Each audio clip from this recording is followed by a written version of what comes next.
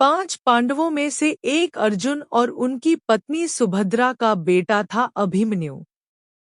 सुभद्रा श्री कृष्ण की बहन थी, यानी कि अभिमन्यु कृष्ण का भांजे थे।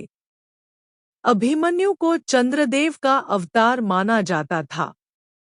इसका कारण यह है कि एक बार स्वर्गलोक में सभी देवों को अपने पुत्र धरती पर भेजने थे।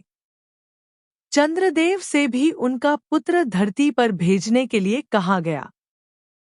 चंद्रदेव ने कहा कि वे अपने पुत्र से ज्यादा लंबे समय तक दूर नहीं रह सकते, इसलिए सिर्फ 16 साल के लिए अपना पुत्र धरती पर भेजेंगे, फिर उसे वापस अपने पास बुला लेंगे। चंद्रदेव का यही पुत्र धरती पर अभिमन्यु के रूप में आया, यानी कि अभिमन्यु के जन्म से पहले ही तय हो गया था कि उनकी आयु महज 16 साल ही रहेगी। पौराणिक मान्यताओं के मुताबिक पिछले जन्म में अभिमन्यु श्री कृष्ण का शत्रु हुआ करता था। उसका नाम काल्यवन था। श्री कृष्ण ने चालाकी से उसका वध करवाकर उसकी आत्मा को एक पोटली में बंद कर दिया था। एक बार कृष्ण की बहन सुभद्रा ने गलती से वो पोटली अपने हाथों से खोल दी। फिर पोटली से आत्मा निकलकर सुभद्रा के गर्भ में चली गई और अभिमन्यु का जन्म हुआ। अभिमन्यु को महाभारत काल के महान योद्धाओं में से एक माना जाता है।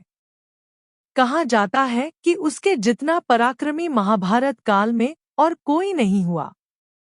महज 16 साल की उम्र में उसने अकेले ही कौरवों की प्रमुख सेना को जख्मी कर दिया था।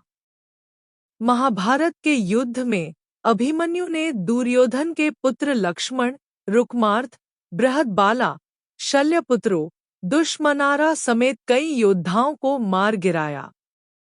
महाभारत युद्ध के 13वें दिन कौरवों ने पांडवों को फंसाने के लिए द्रोणाचार्य की मदद से चक्रव्यूह का निर्माण कराया।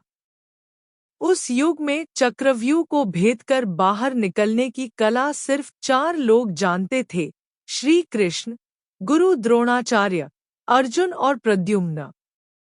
अर्जुन ने सुभद्रा को एक बार चक्रव्यूह भेदने की कला बताई थी। अभिमन्यु उस समय अपनी मां सुभद्रा की कोख में था। वह इतना बुद्धिमान था कि मां की कोख में रहते ही चक्रव्यूह में प्रवेश करने की कला सीख ली। हालांकि उस समय सुभद्रा अर्जुन की बातें सुनते सुनते ही सो गई। इसलिए अभिमन्यु को चक्रव्यूह में प्रवेश करना तो आ गया, लेकिन उससे बाहर निकलना नहीं आया। युद्ध के दौरान अभिमन्यु चक्रव्यूह के अंदर घुस गया। वह लगातार लड़ता हुआ चक्रव्यूह को भेदता चला गया। अभिमन्यु ने चक्रव्यूह के 6 चरण पार कर लिए। अब बस 7वें और आखिरी चरण को भेदना था।